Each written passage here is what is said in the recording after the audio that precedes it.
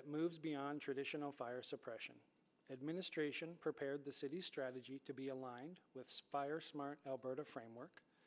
It also incorporates industry best practices to proactively plan and mitigate impacts on Edmontonians, our infrastructure, and the environment. It was developed to address the growing risk and to provide a living, actionable roadmap that will implement resiliency into both long-term planning and daily operations. I'll now turn the presentation over to Ashley, who will highlight the details of the strategy. Thank you, Kent. To develop a strategy that was both technically sound and community supported, the project process included the following elements. On the technical side, we included background reviews and a jurisdictional scan, wildfire exposure modeling completed by Jen Beverly's Wildfire Analytics Lab at the University of Alberta, risk assessments with our consultants to overlay demographics data and values at risk infrastructure data, as well as incorporating expert advice throughout the development process. And that ranged from wildland firefighters, ecologists, planners, and many others. On the engagement side, the intention was always to develop a strategy with Edmontonians and key partners rather than for them. The project followed a two-phase public engagement process to both advise and refine the strategy from the early conceptual phase right up until refinements were made to the first draft. This included over 4,500 participants from the general public using the various tactics shown here on the screen. It included Indigenous engagement with organizations and knowledge holders, where we learned about the traditional use and ecological benefits of good fire, to targeted workshops with representatives from the business community, development industry, utility companies, environment and conservation groups, and community groups such as disability organizations, social support organizations, and seniors organizations as well. All of this collective feedback told us that wildfire risk is a present risk to be managed in the wildland-urban interface, and that we ought to take action in a way that is balanced with our other priorities, such as maintaining our urban tree canopy targets and ensuring our natural areas are monitored and protected. Next slide, please. Wildfire risk in Edmonton specifically has now been quantified through the strategy development process. Edmonton has more than 7,400 hectares of wildland-urban interface area, with the highest wildfire exposure in forested areas of the river valley and ravine system, as well as along major transportation and utility corridors such as the Anthony Henday. For grassland or agricultural areas, there's a particularly heightened risk of wildfire in the spring and the fall shoulder seasons when the vegetation is still really dry, and we know that climate change is directly contributing to those dry, hot, and windy conditions that increase overall wildfire risk. We now have wildfire seasons that start earlier, for example, and last longer across the country. Next slide, please. It's important to note that proactive mitigation has been underway for the last year or two, even ahead of this formal strategy. So for example, administration has implemented a drone overwatch program and conducted a prescribed burn operation to improve emergency response, to reduce fuel loads, and provide cross-training opportunities. These have been significant improvements to our preparedness, and the continuation or enhancement of programs like these are captured in the strategy recommendations to continuously improve and continue that shift towards proactive mitigation. In addition to the direct benefits to public safety, data from the US Chamber of Commerce indicates that every dollar not invested in wildfire preparedness can result in more than $22 in lost future economic activity. Next slide, please. The cost of wildland-urban interface fires in Alberta in recent years has been significant. The 2016 Fort McMurray wildfire resulted in $9 billion in insured losses, and more recently, the 2024 Jasper wildfire caused $1.23 billion in insured losses. The after-action assessments of these fires and countless other WUI fires across North America shows that structure loss was primarily driven by three main factors. First is the distance to nearby structures, so in other terms, density, a lack of home hardening against embers, so an example here is using fire-resistant roofing materials, and inadequate defensible spaces. An example of this would be flammable trees or shrubs in the immediate zone around the home that provide the ladder fuels needed to climb and ignite a structure. Next slide, please. This strategy assesses and directly addresses those contributing risk factors to help reduce the likelihood of such an event happening here in Edmonton. The strategy is shaped around these 4 pillars of wildfire resilience: reduce, educate, respond, and coordinate. Within these 4 pillars are the specific fire smart disciplines that would be incorporated. The goal of the reduce pillar is to minimize the potential for wildfire ignition and spread in around the wildland-urban interface in Edmonton. The goal of the educate pillar is to increase wildfire awareness and preparedness by engaging the community directly. The goal of the respond pillar is to support integrated emergency response and wildfire training across city departments. And finally, the goal of the coordinate pillar is to collaborate with neighboring jurisdictions, various partners, and external agencies to help build regional resilience. Next slide, please. Still organized under the strategy's 4 strategic pillars is a high-level overview of the strategy's action plan. For the first reduce pillar, this is really targeted at fuel management, both through physical action and embedding wildfire resilience into our guidance documents. This looks like excess fuel reduction and removal on public lands that's assessed and monitored with ecological health and function as a priority. When I say excess fuel reductions, I'm not referring to clear-cutting trees or removing all dead or downed organic material. Some retention of these materials is critical to the ecological health and function.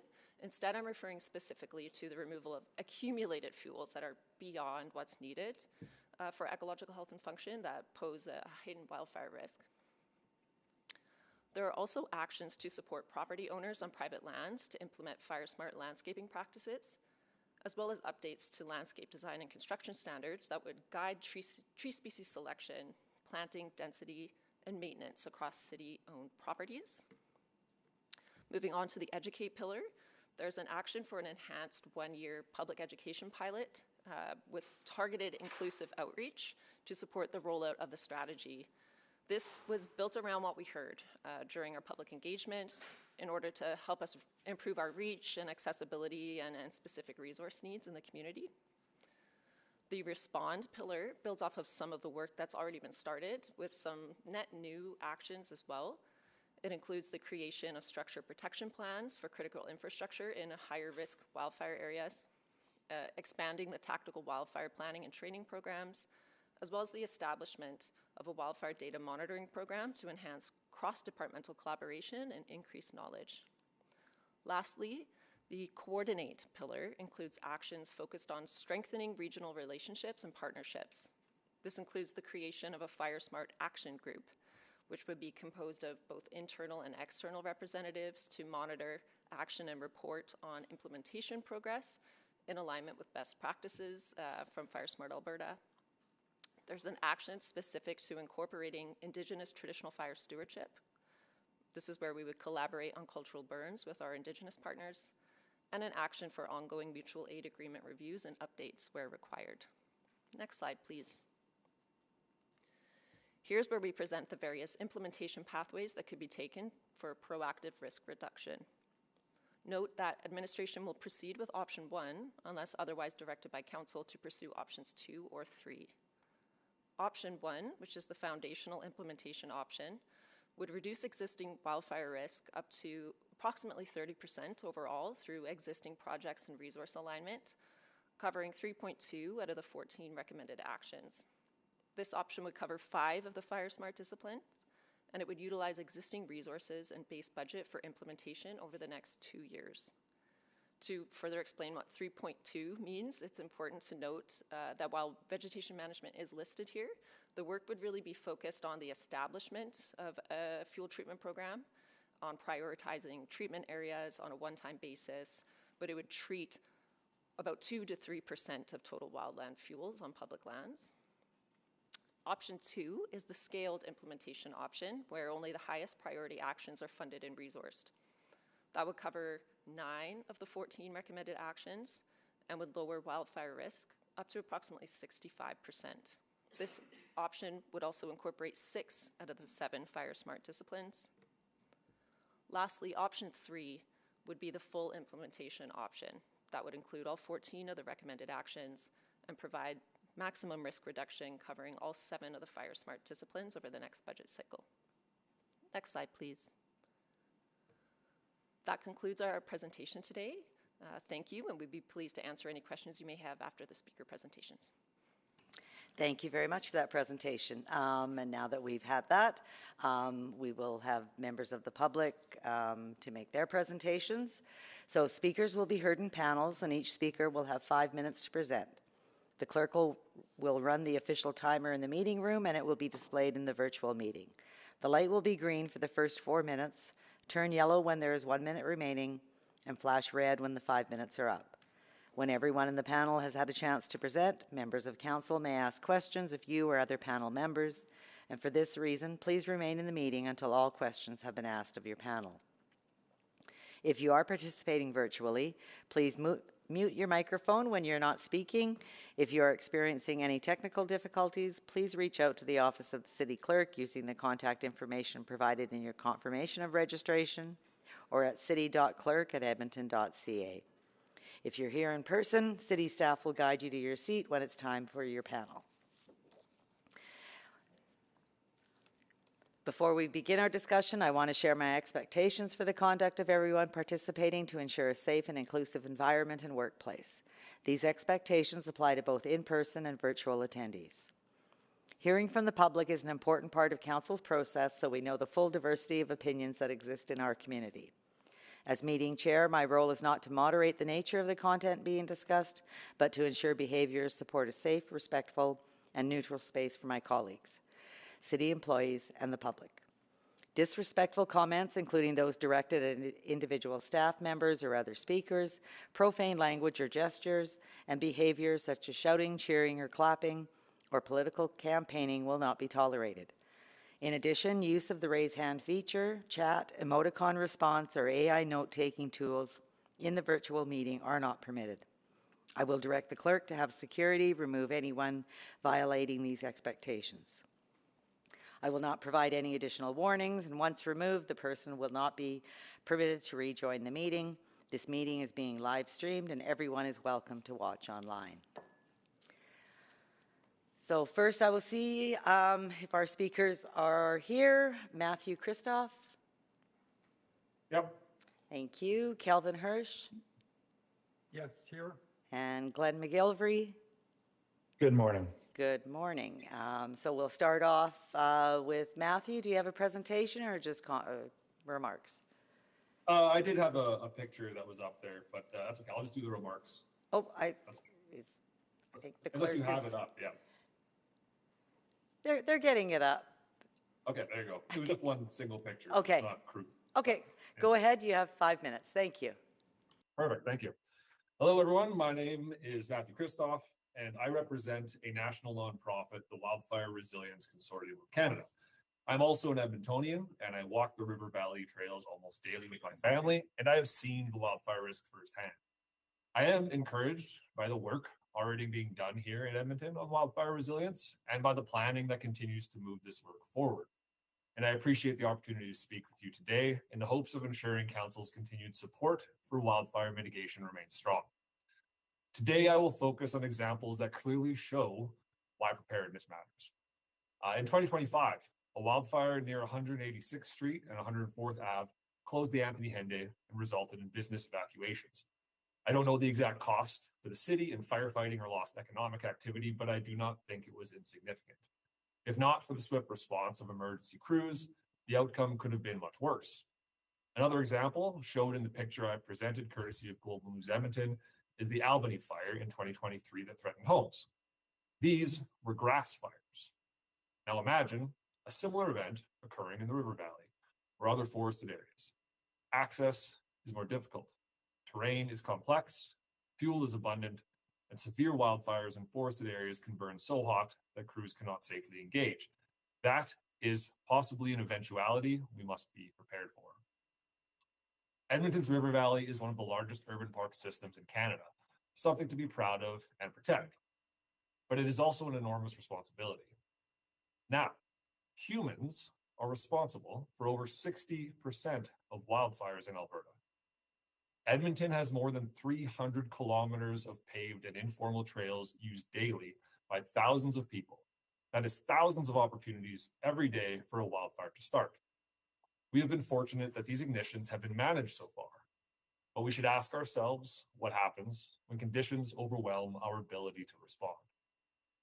I grew up in Slave Lake, where wildfire was a constant presence. Smoke-filled skies, evacuation alerts, and ash falling from fires tens of kilometers away. For decades, we were lucky. Then 2011 happened. Weeks without rain, heavy fuel buildup, extreme winds, and a human-caused ignition combined into an unimaginable situation.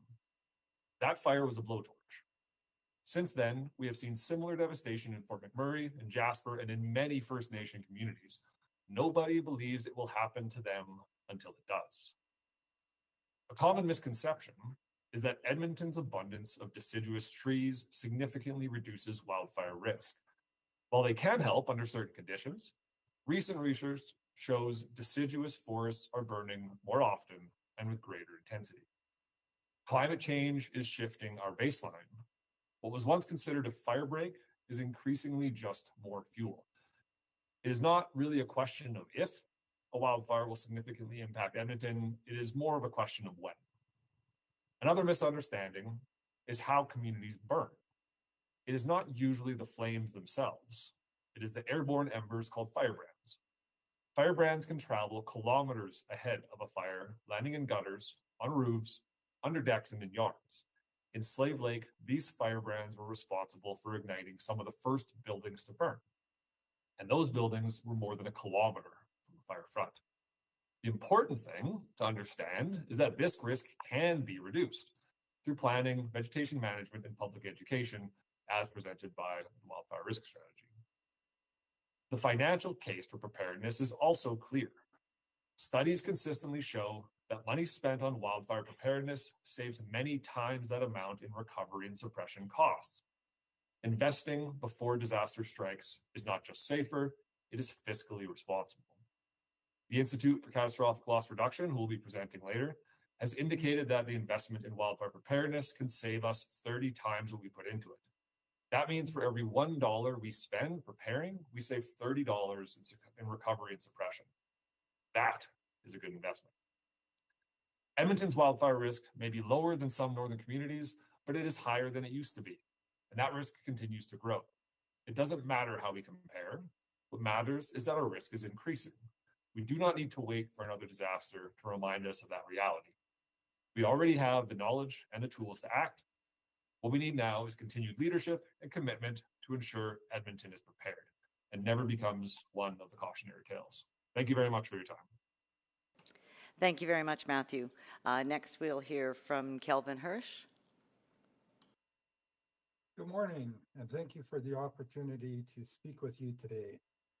To begin, I'd like to commend City Council and the administration for their foresight in creating this wildfire risk strategy. As a wildland fire researcher who helped develop the first Fire Smart manual in 1999, I was very impressed by the technical soundness of the perception survey, the quality of its subsequent analysis, and the comprehensiveness of the final strategy, especially the fact that it covers all 7 disciplines required to be a truly fire smart community. As far as I'm aware, Edmonton is the first large city to tackle this issue holistically. Once again, we are leading the way and providing an example for others to follow. In thinking about wild and urban fires, there are 3 key facts or realities that require acknowledgement. 1, not all fires can be prevented from starting, no matter how hard we try. 2, once ignited, not all wildfires can be controlled, no matter how hard we try, because some simply spread too fast and are too intense to action safely. That said, there is reason for optimism, because thirdly, the loss of structures and lives can most definitely be minimized through proactive mitigation measures, which, if we try, can be done. A common belief is that the risk from wildfires can simply be eliminated by having public land management agencies, in this case, the City of Edmonton, remove flammable trees, and get rid of deadfall in the ravines and river valley.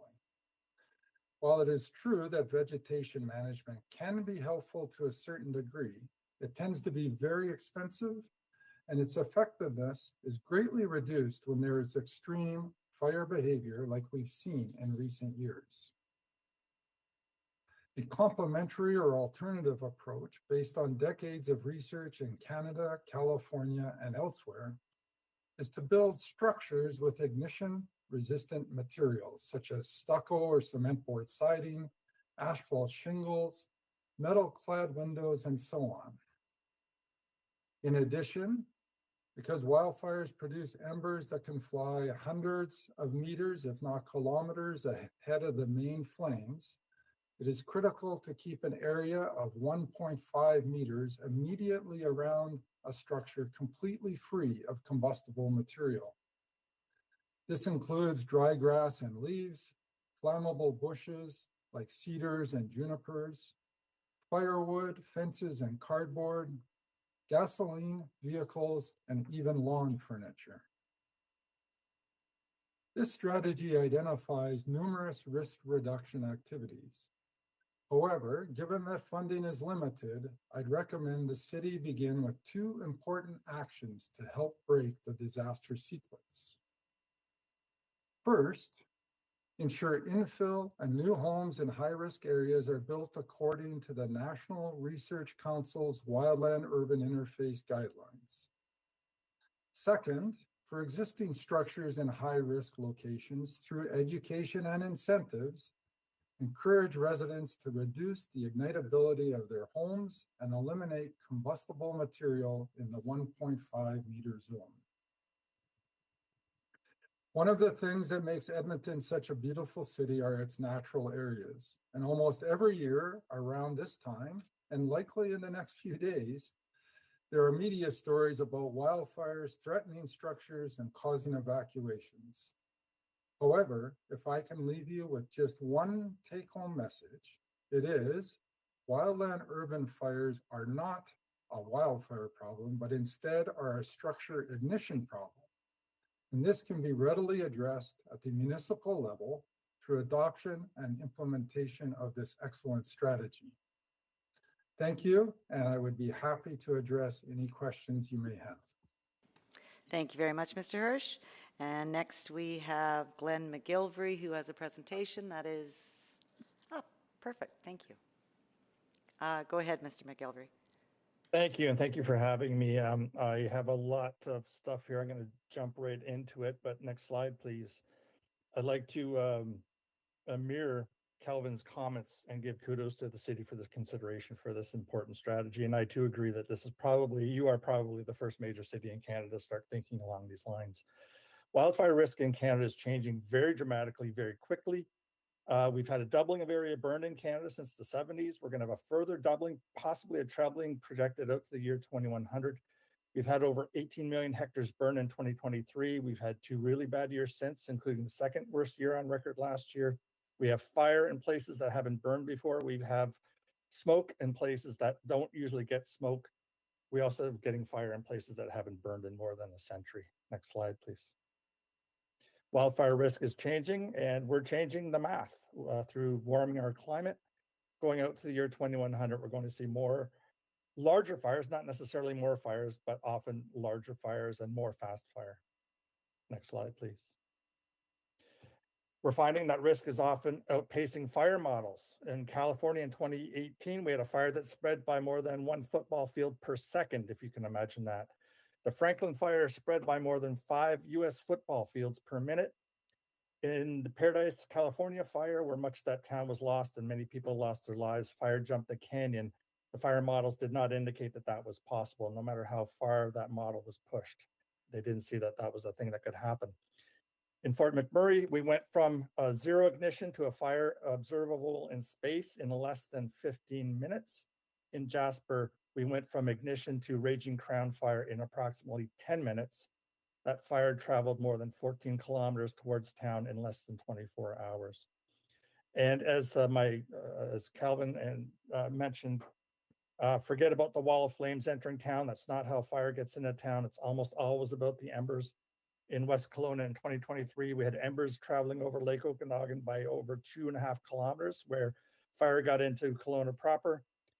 In Fort McMurray, we had fires started on the quote unquote safe side of the Athabasca River. Officials didn't think it would hit town, but embers blew over the Athabasca. In a recent California fire, we had embers travel more than 16 kilometers ahead of the fire front. Next slide, please. Oops. Okay. That picture was supposed to kind of come in afterwards, but yeah, the one before, please. Yeah, this is Fort McMurray, Alberta. This is about 2:30 in the afternoon. I get gasps when I tell people this. This was not in the middle of night. This was the afternoon. This is what we're talking about when we talk about ember storms. Next slide, please. We often hear that it'll never happen here. I still to this day hear that we can't have tornadoes in big cities, but Edmontonians know all too well that that's not true, especially if you're around in 1987. Next slide, please. And we hear the same thing about wildfires. Oh, wildfires can't get into large cities. Talk to people that live in the LA Basin now. They've really changed their mind about that. And LA Basin has put the fear of God into a lot of people right now. Next slide, please. In insurance and risk management, we like to say that lack of imagination will get you into trouble. Like I said, fire models didn't indicate that Paradise, California was at risk of wildfire, yet it happened. There's been a whole range of things that we've experienced over the last 20 or 25 years that we never thought would happen, including the terrorist attack of 9/11, going straight on down to the Fort McMurray fire, the LA fires, the Strait of Hormuz right now. Nobody ever thought that these things could happen, and yet they happen. Next slide, please. But what if it does? We have to recognize there's no silver bullet to fix the wildfire risk problem. Managing organic fuels is good. Suppression resources, including mutual aid agreements and cross-training, are all very good as well, but they're not enough. I really agree with this whole society approach, and it's very critical that we bring in private property owners, landlords, businesses, and institutions to be involved in this strategy. Next slide, please. Once embers enter the city and ignite structures, it's no longer a wildfire. Now you have a structure flammability issue. As Kelvin said, we need considerations for starting at the structure level and moving out, not managing risk out in the wildlands and moving in towards the city. We have to make structures less flammable. We know how to do this. We know that you're limited by building code changes. That's a provincial responsibility, but there are other things that you can do, including the things that Kelvin mentioned. Next slide, please. Use bylaws where you can. Use development permits where you can. Look at Banff's new zero zone bylaw, very, very powerful. Educate homeowners on fire smart, offer incentive programs like many communities do. Hi, Glenn. Thank you very much. Oh, that's it? You're done? Well, I can, yeah. Well, maybe one of the counselors will ask for you to finish your presentation in their questioning. Okay? Thank you. Thank you. And so, Councillor Principe, you selected the item, so you want to go ahead with your questions? Thank you, Chair Wright. Mr. McGilvery, would you like to finish your comments? Certainly, if I could, that would be great. Thank you. I have a tendency of putting too much into small places. So educating homeowners on fire smart is very key, as Kelvin mentioned. Offering incentive programs, for example, free fire smart home assessments. Got to start with knowing if you have risk or not. That's always the place to start. So this is very strong. Look at the regional municipality. Wood Buffalo has a siding incentive right now. You can swap out your vinyl siding to put in fire or resistant siding. Chipping, debris removal programs are very helpful. And helping community groups help others is also a very good strategy as well. So next slide, please. Oh, that's it anyway. So we're here to help you. ICLRs are not for profit. We're actually a charity now. We're not a consulting group. We're very happy to come in and help you in different things and talk to you. There are my coordinates there if you need anything from me or ICLR. Great, thank you very much for that offer, appreciated. I'd like to go to Mr. Hirsch. I have a question for you.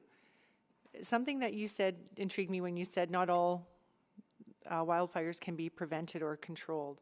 And from my understanding back in school, I remember learning that that's part of nature, is that there needs to be a burn in order for other things to grow. So is that what you're meaning? Like, is it to be expected, but we need to learn how to address it when it happens? Thanks for the question. And yes, in a way, my statement about not all fires can be controlled is that um, at certain times they're just too big and too fast. And as Matthew said, there's people wandering down through the ravines in River Valley, and there can be ignitions. It just happens. So we won't eliminate all those things. And you're correct in the idea that fire can be beneficial in certain types of ecosystems. And if you look back at old air photos of Edmonton, you'd see that the forested areas that we now have back in the day were a lot less dense and more open. And so there has been a buildup of fuel, and the use of fire in grasslands and in forested areas could be both ecologically beneficial as well as helpful from a fire management perspective. Okay, and I heard you say structure ignition problem. Was that the term you used? So making Yes. sure that the infrastructure is fire resistant. Is that the idea? Right. Yes, and as Glenn mentioned, the first step is really to start at the structure and work outward, because you can spend a lot of time doing things out in the forest, but when embers fly and they land on your house or on material beside your house, it's that material that then starts on fire and burns your structures down. We've seen that over and over. So ignition resistant structures are key. Okay, and you had used a metric about the distance, and can you remind me what that metric was? Well, it really depends on the size of the fire.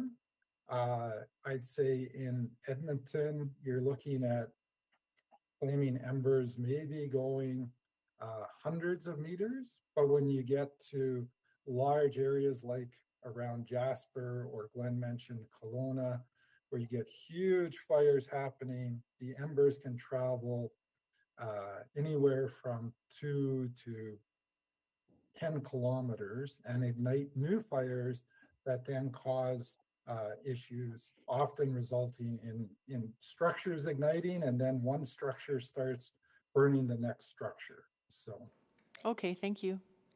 you're welcome. Thank you, Councillor Principe. Councillor Tang? Great. Thank you all very much for being here. Lots of expertise indeed. Were any of you involved in the development of this strategy, like in the process, or were you just seeing it for the first time recently? I participated in the Edmonton Community Insight Survey, so that's and then was able to provide some review comments. Okay, great. Glenn, I don't know if you participated equally, like through survey insights? No, ICLR or I did not participate in that. Okay. I was the same as Kelvin. I did participate in the survey, but I had no official capacity. Okay. But I'm still really impressed by your interest and expertise and some of the things that you shared. Maybe, Glenn, I'll go to you. Can you share more? Can you just talk a little bit more about the Banff Zero Zone bylaw? The Banff Zero Zone bylaw is quite new, and it requires that zone immediately around homes be free of flammable material, as Calvin mentioned. And I so- actually was in Banff. I visited Banff last May. I was walking around town and I was really concerned about the risk that I saw. So I was very happy to see. But when you walk around town there, you see wooden fences attached to homes. That's like a wick. It brings fire right to the house. Wood piles next to homes, wood sheds, all these sorts of flammable materials. And so this new bylaw would require that people move that material away from the home. Oh, interesting. And so Calvin, would that be the National Wildland WUI guidelines? that you were referring to? It's one part of it. Okay. The National Research Council's Wildland Urban Interface Guidelines are very comprehensive, but one aspect is this Zone 0 being free of combustible materials. Okay. Yeah, I'm just trying to, yeah, so I think I can follow up on some of that with administration, because I think some actions do speak to this. And I guess just, for the speakers, it doesn't matter who answers, but do you have any thoughts on all the actions that are proposed in terms of, what would you say, if we can't do them all, what would you say would be like the most priority? What should be most immediate? Do you have any thoughts around those? Well, one of the things that I saw in the introduction we saw today was a lot of focus on fuel management. I think we need more focus on the structures themselves. Okay. I think if you were to talk to a forester or a landscape ecologist and say, so what course did you take about protecting communities from fire? And they'll say, what are you talking about? To me, having a forester or a tree specialist or a landscape ecologist in charge of protecting a community, either officially in charge or unofficially in charge, is kind of a strange thing to talk about.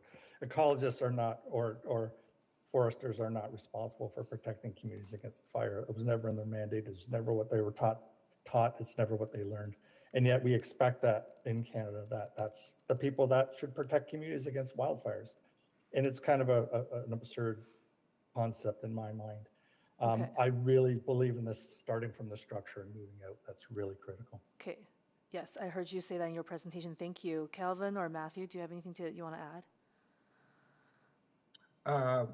I agree with the idea of starting at the structure. The forest is too big, even in Edmonton, to manage in a way to eliminate it. It's important to do some fuels management in key areas, but if you have an ignition resistant structure, you can survive. It's been shown around North America that those are the types of homes that survive wildland urban interface fires. So it's the place to start. Okay, great. Thank you. And Matthew? Yeah, I think I would defer to Kelvin and Glenn more on that, but I think I would agree that like starting with homes is good, especially because you could get people to take actions on their homes themselves rather than spending city dollars to do it, right? But there can be incentives. But it's definitely a pronged approach. You need both, but I would definitely agree with Glenn and Kelvin in that Awesome. the infrastructure piece is probably primary. Very interesting. Thank you so much. Thank you all for being here. That's it. Thank you very much. So I think that's it for questions of our speakers. Thank you all for being here and providing your insights to committee. Next, we will go to questions of administration. Does anybody want to put a motion on the floor at this point? Sure. Okay, Councillor Morgan. Thanks. I don't know if it can be put up. I can just read it from my notes if you want. Perfect. Awesome. I'd like to move the Community and Public Services Committee recommend to City Council, one, that the application to the Forest Resource Improvement Association of Alberta in support of City of Edmonton's WUI wildfire risk public education pilot, as outlined in Attachment 4 of the April 20th, 2026 Urban Planning and Economy Report, UPE 03254, be approved. That Attachment 6 of the April 20th, 2026 Urban Planning and Economy Report, UPE 03254, remain private pursuant to Section 29, advice from officials, and 32, privileged information of the Access to Information Act, and that administration prepare an unfunded service package for consideration during the 2027-2030 budget deliberations to implement Option 2, scaled implementation of the Wildland Urban Interface WUI Wildfire Risk Strategy as outlined in the April 20th, 2026 Urban Planning and Economy Report, UPE 03254. Thank you, Councillor Morgan.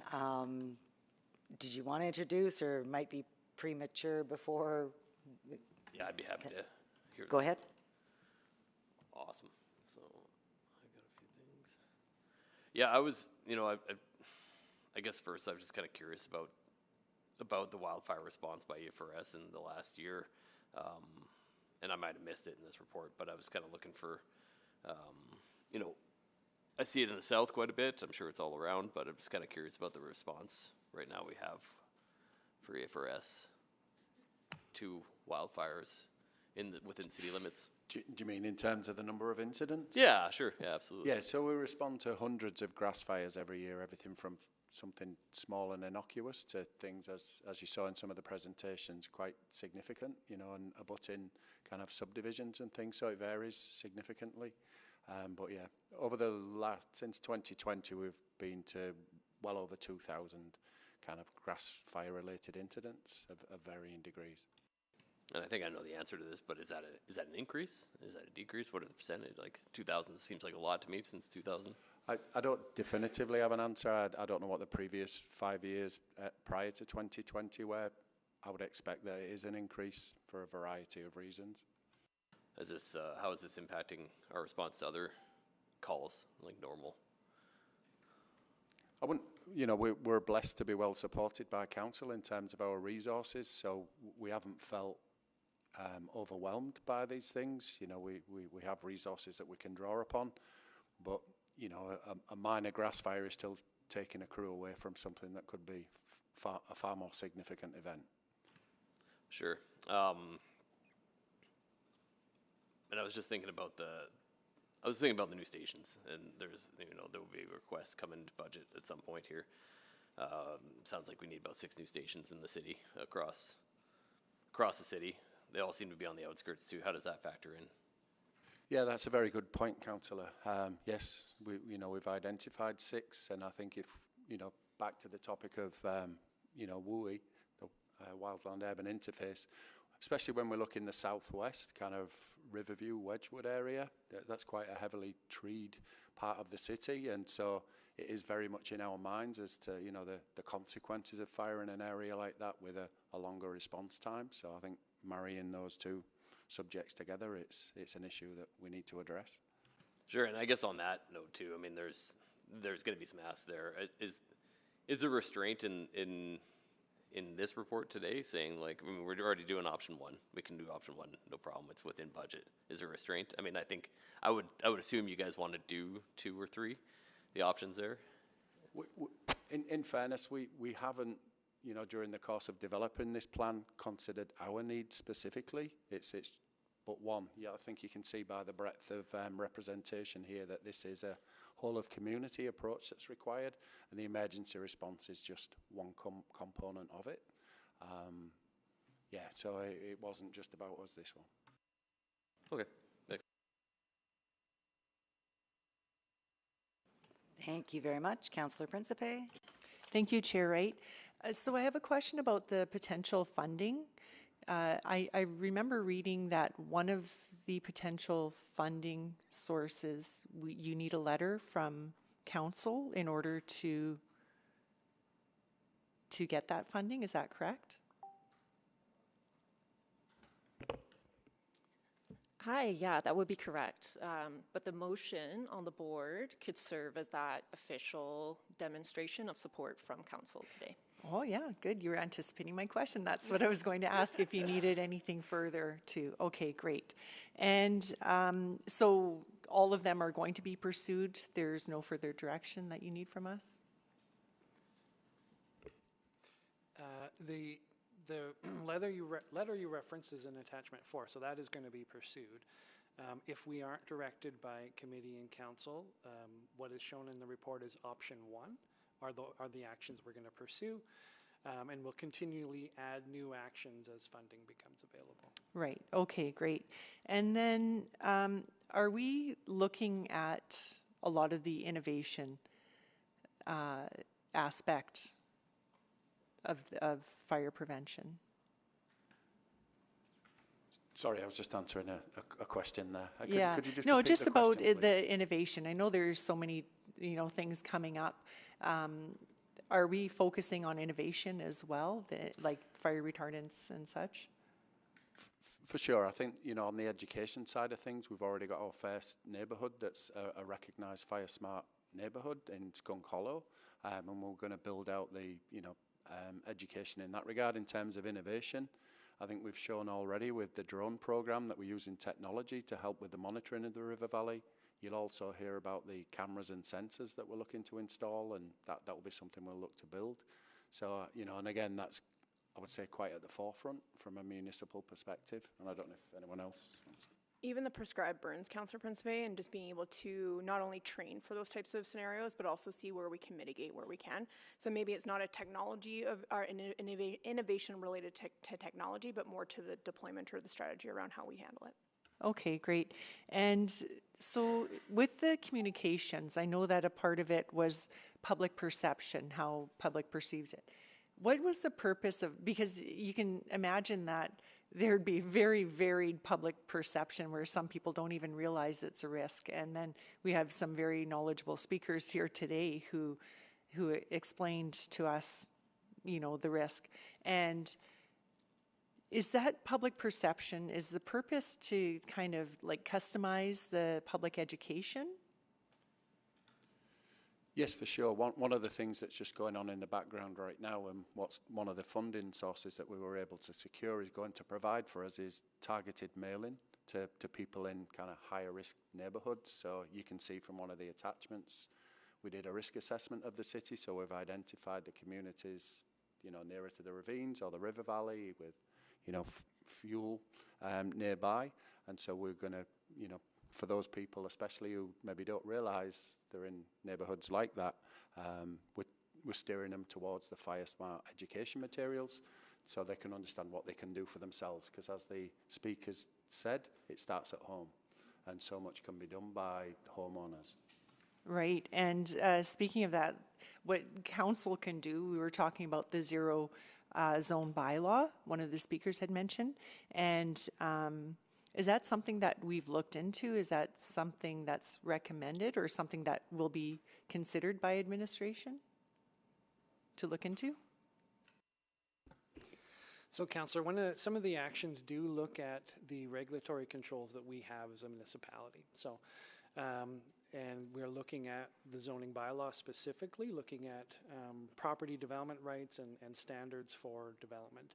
And through that exploration, which is happening this year, and then we'll bring forward recommendations to council next year. But yeah, elements like that, we are exploring. Banff is in a federal park, so they may have additional tools than what we have, but very similar types of how do we look at landscaping requirements, things within our control to reduce those fire risks on new development.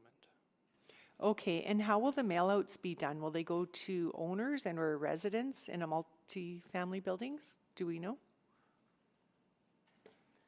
Yeah, the intention would just be by title parcel. So we wouldn't really discriminate against the type of property. It would go to all residents, all title parcels within the Wildland Urban Interface in Edmonton. Okay, thank you. Thank you. Now, when you say titled property owners, if it's an apartment building, it would just go to the property building owner, not the residents living in. That would be correct, yeah. Is there any way to reach out to those residents of the properties? I think what you're asking, Councillor, right, is looking for different methods of being able to get that communication out there. So whether that's through mail-outs or it's social media or public education campaigns along that way. And I think that's a valid point in terms of ensuring not only does it get to renters or the property owners, but anybody who would be a partner in understanding that education. That's something that we can make note of and make sure we have different methods to be able to communicate those things out. Okay, good. And that question came from actually Councillor Stevenson, who has laryngitis. Thank you, Councillor Stevenson. So I just want to make sure that that answers her question there. If I could add as well, just on that, I think the advantage we have here is because of the sensitivity and kind of topical nature of wildfires, it's an easier sell, because people are interested in the topic. Sometimes some of the things that you try and promote, there's less interest, whereas this, neighbours are very engaged, so it's easier for us. We just have to find the right mediums to connect with them. Okay, perfect. Okay. And then I'm looking at like the grant, and Do we have sort of any estimate of what option 2 and 3 would be? And is there the potential of, okay, maybe if you know the costs first. So we have high-level costs that we need to put more work on, so Okay. a motion is helpful for us to go through and to quantify that, but the ranges for option 2 is between 2 million and 6 million. Option 3 is between 8 and 11 million, but based on direction, we'll refine what that is and put that in a... Okay, and the grant was for how much? The grant that's in attachment 4, I believe, was 32? 32,000. Okay. Correct. 32,000, okay.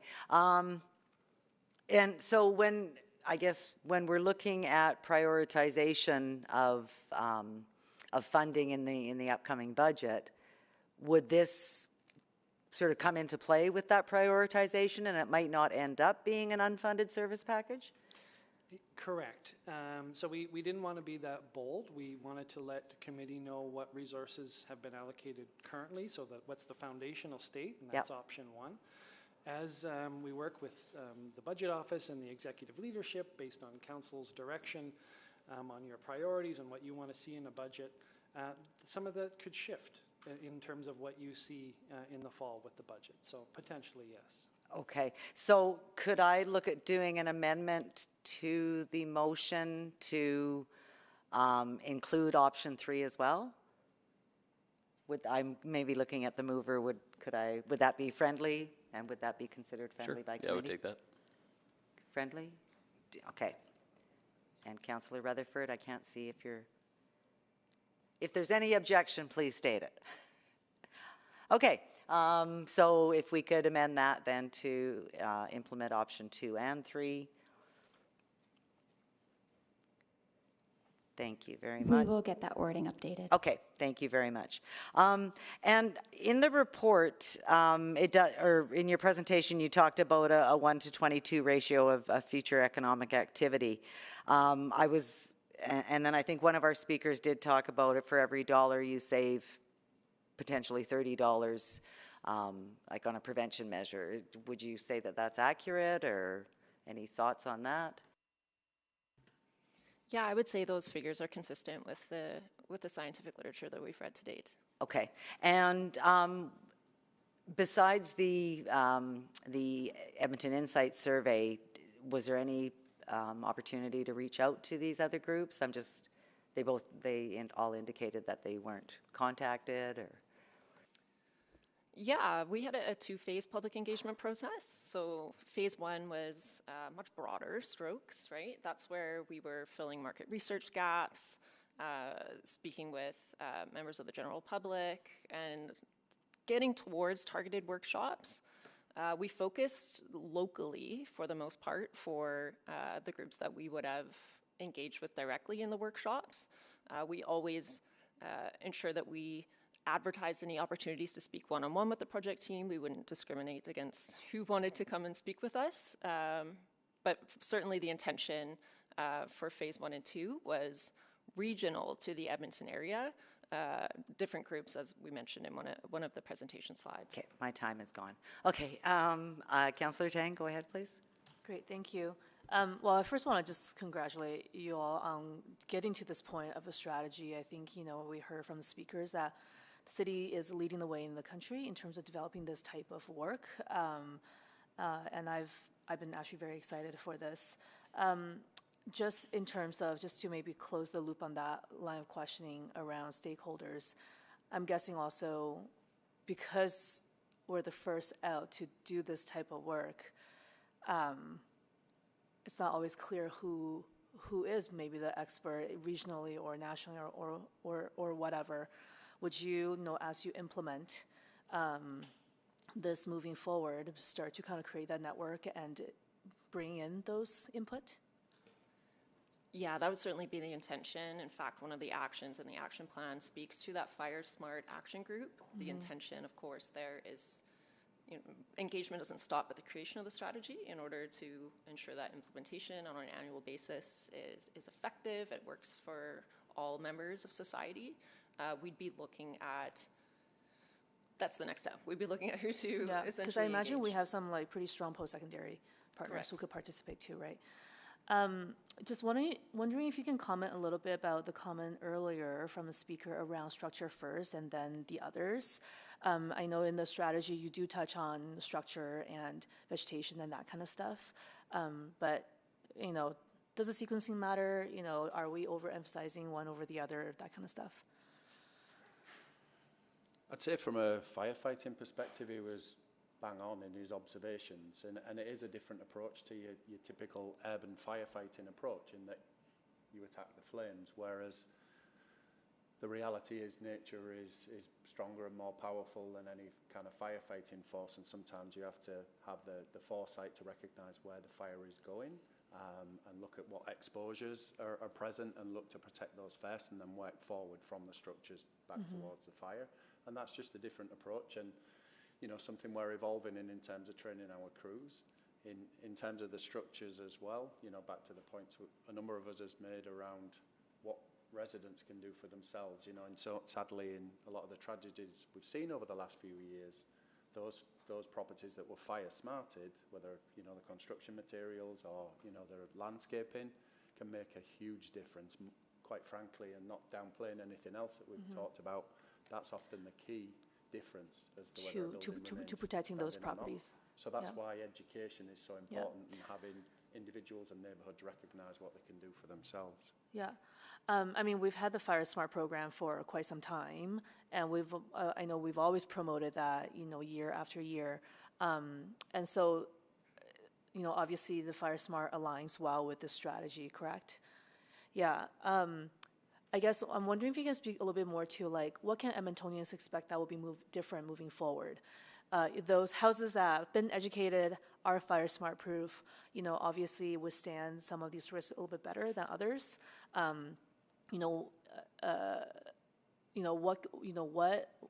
is it going to feel tangibly different in the day to day? I think, Councillor, there will be enhanced communication for Edmontonians, so there'll be more information that is available for them to consider. There will be opportunities for incentives, like what the city is releasing in terms of micro grants for small-scale adaptation programs that are available. So Edmontonians will feel and have that ability for some financial support to make some of these changes. And there is new regulations potentially over the next couple of years that if they're doing a new development project that they'll need to be informed about. And then there may be within public spaces, some of our ravine areas, some changes in terms of vegetation and how we manage that within the river valley. Great, thank you. That's very helpful. And then just circling back to Banff's zero zone bylaw, and what was mentioned around the national WUI guidelines. Would that be the things that you mentioned that you would look at in terms of the actions related to zoning bylaw, for example? Some of that, for sure. So within Alberta, when we talk about building materials, that is through the safety codes, Alberta safety codes. Yeah. We don't have jurisdiction for that. So And they don't have anything in terms of like fire risk conversations? correct, but what is encouraging is that often in this space there's the high level of alignment. And so the province released their Alberta wildfire strategy just this spring as well. And we're in alignment with that. Okay, good. And in that strategy, they talk about all of the components they have to do in terms of regulation changes and reviewing and making changes on their end. So there's potential they make changes to safety code. Excellent, thank you. Sorry, I'm way over time. Thank you. And speaking on behalf of Councillor Stevenson is Councillor Principe. Thank you, Chair Wright. So yes, I am speaking on behalf of Councillor Stevenson. This is her statement. I'm wondering if you're working on specific education resources for multifamily buildings that reside along the river valley. These buildings have different dynamics than single detached homes in terms of who manages common spaces and how investments are made, whether condos or apartment buildings.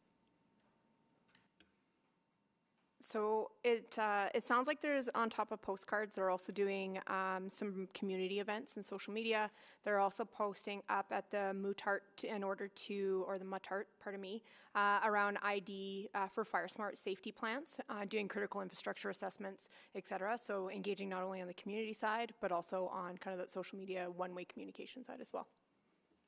And I would say on that, we'd be happy to do building-based education sessions if there was, tenants that were particularly interested or concerned. We could send, staff to host a session to educate. Right, okay, yeah, just to make sure that people who are on condo boards and such are all actually a part of the conversation as well.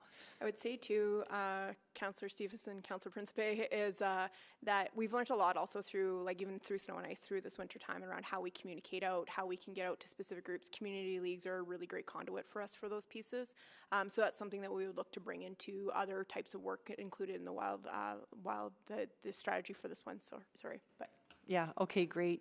And another question, how are we defining the high-risk areas? Is it just the high fuel load, figure 22 alone, or an analysis that looks at fuel load cross-reference with dwelling density, for example? That's a great question. I can take that one.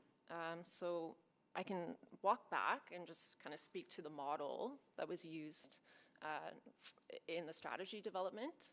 So we use the fire exposure R package that assesses wildfire exposure, and that's a function of asset proximity to those vegetation fuel hazards.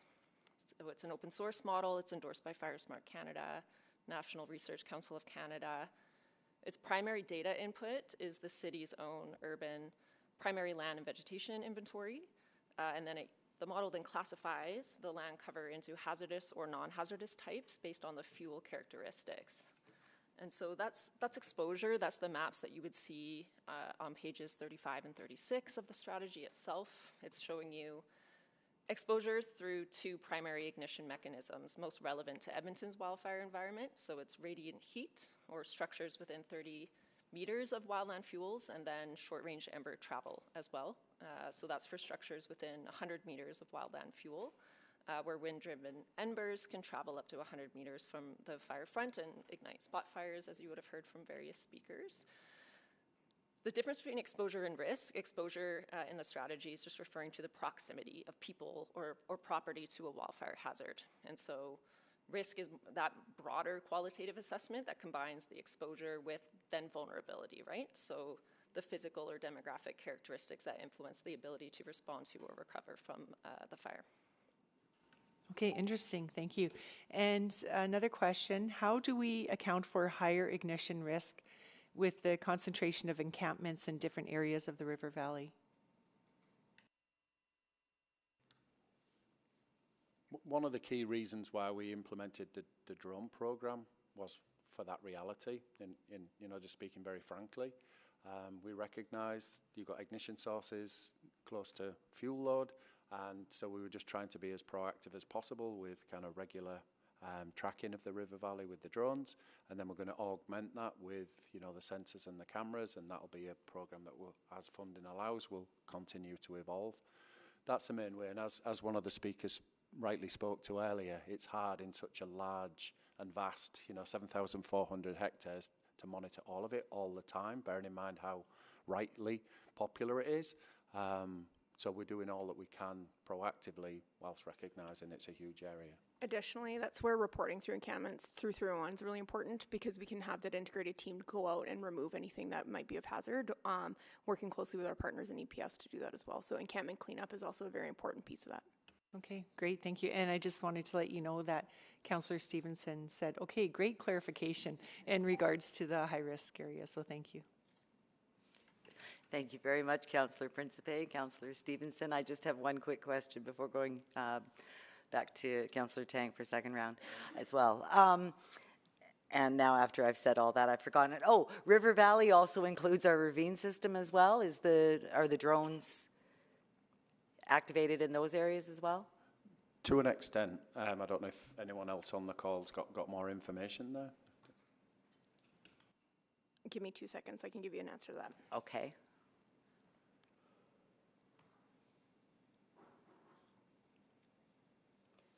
I'm going to need more than 2 seconds. I have a Okay. resident drone expert who is very knowledgeable in this, so I'll loop back. Counselor. Okay, Yeah. okay, or, then maybe I'll just, go ahead. Short answer is they are activated there, yes. Okay, but I'm wondering sort of how much, so, I'll go to Councillor Tang, and then when you're ready, let me know, thanks. Just back to the maps on 36, I think, on page 36.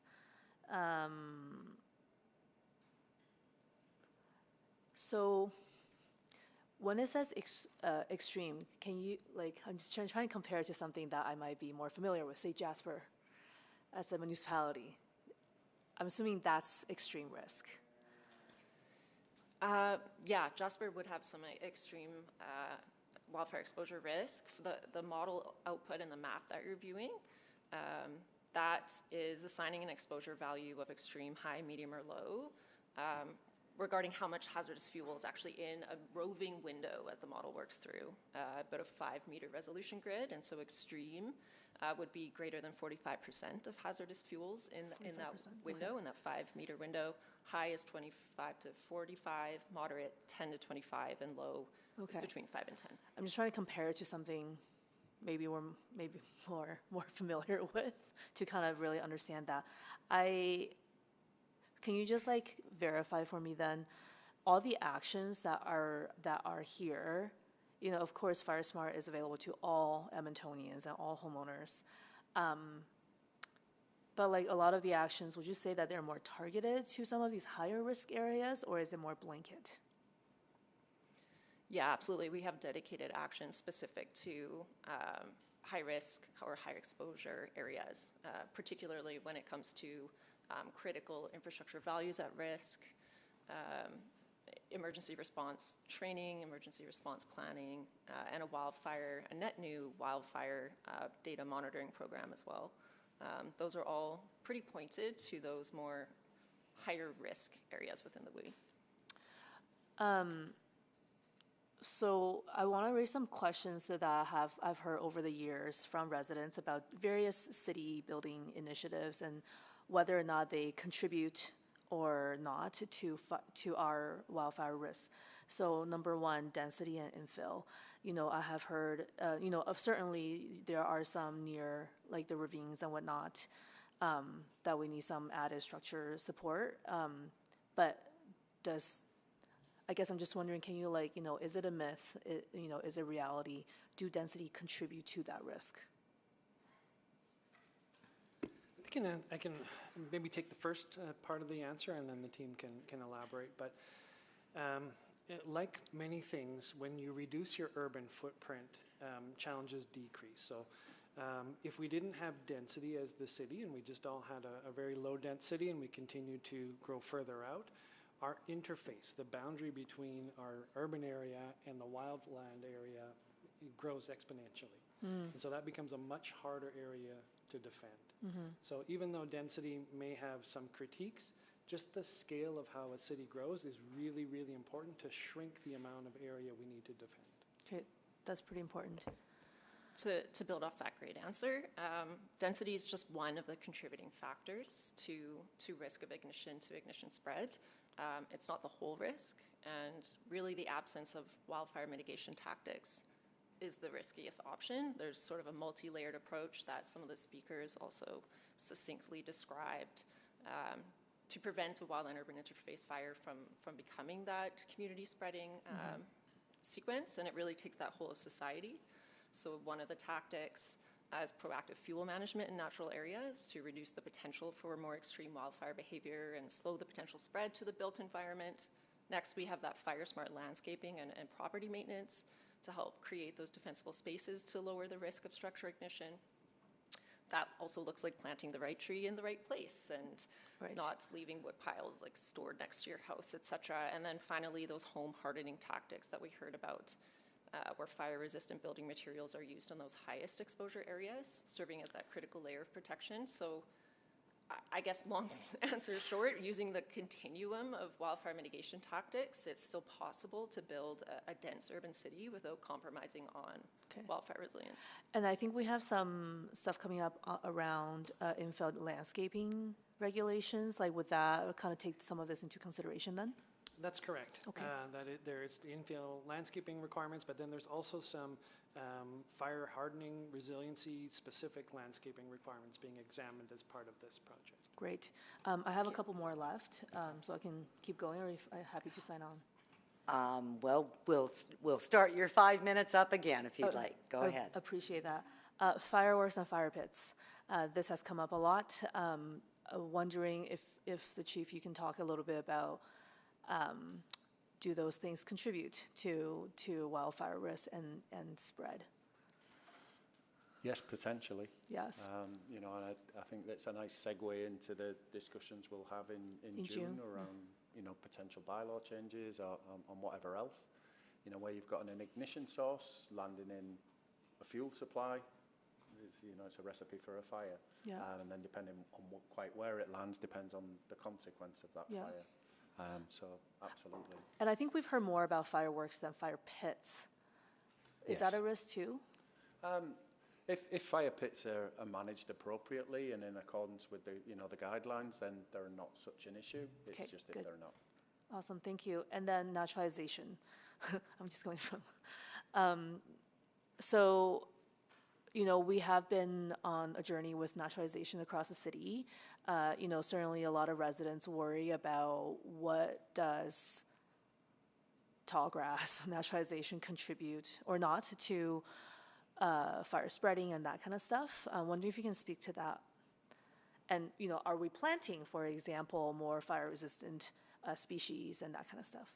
Yes, we are. So through naturalization, we're bringing in more fire-resistant species to come into play. We're also doing everything that we can on public lands to be able to ensure that things are mitigated from a wildfire perspective. Conversely to that, some of the changes on the infill for landscaping pieces, we need private residents to also do the same. So by having both of those together actually creates it so it's more resilient and fireproof in those ways. And that's what this strategy could offer, is incentive to encourage private ownership, but also some of these things that we have been doing that we'll continue to do on public land. Correct, and that's combined even with what we're doing in our forestry section and expanding our tree canopy and any of the changes that are potentially coming with the private tree bylaw as well.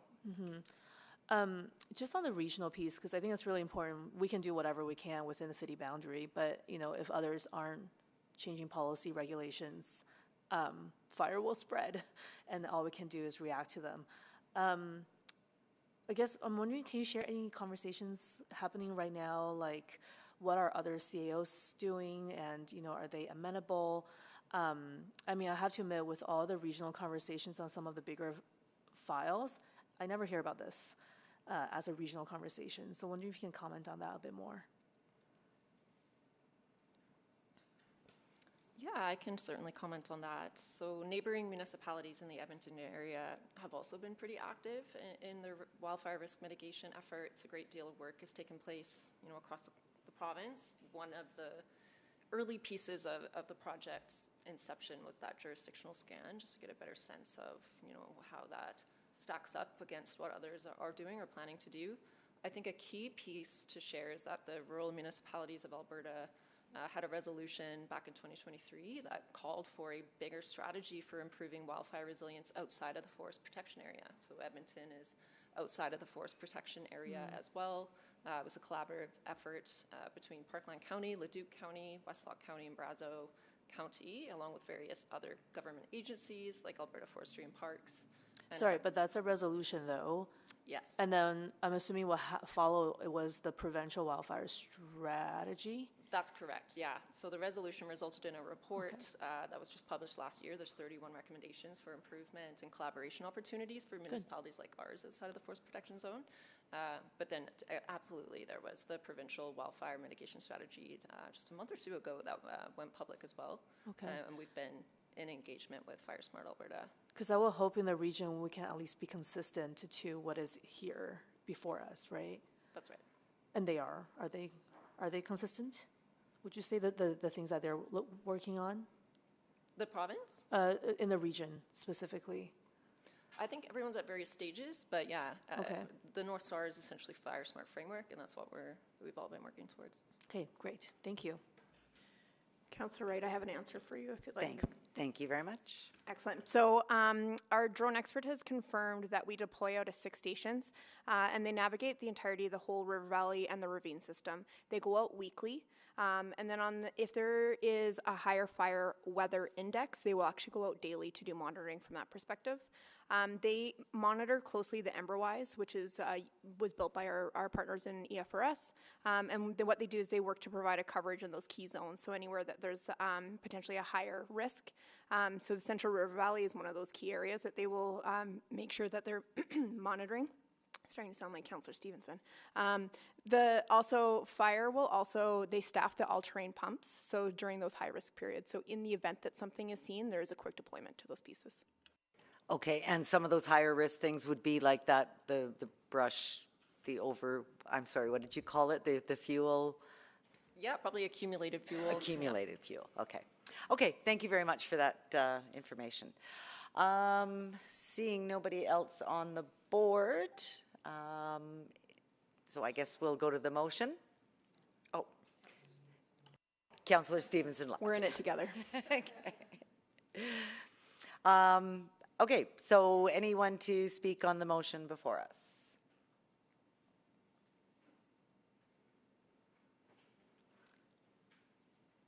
Well, I'll just say a few words.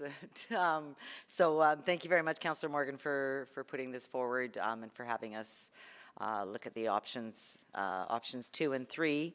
I do just want to say, because I don't think we talked about it much or asked any questions on it, but as I read the land acknowledgement this morning, I was thinking about how we we do the land acknowledgement every meeting, but I think this really goes to looking after our land with the fire. What was it? The WUI. I think it is something that we can pay tribute to the land that we do gather on a daily basis, and making sure that we are protecting that land for not just for now, but for future generations. So thank you very much. And Councillor Morgan to close. Yeah, I don't know how much to say, but just given the increased risks these days of climate change and wildfires, I think I'm excited to support my own motion, I guess, on this, but also, I really appreciate the report. So that came to us. So thanks so much. Really in depth and valuable. So thanks. Thank you very much. Please vote.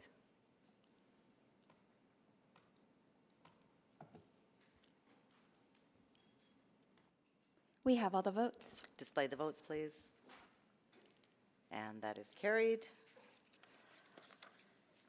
And let's see, so we're done our public reports. No responses to councillors' inquiries. There's no private reports.